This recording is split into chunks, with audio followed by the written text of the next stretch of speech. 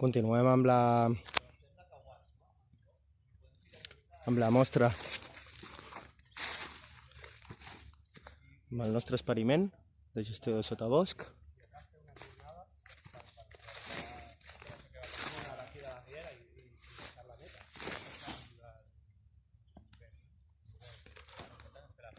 Totes aquestes plantes que ara estan marcades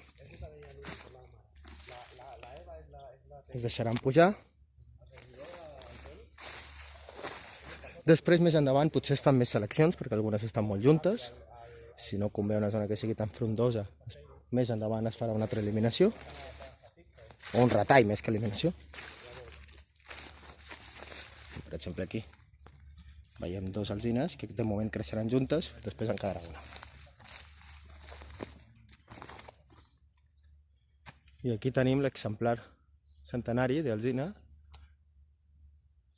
l'alzina més gran que tenim aquí, i que la nostra intenció ara és mirar d'aconseguir que es quedi declarada com a arbre monumental.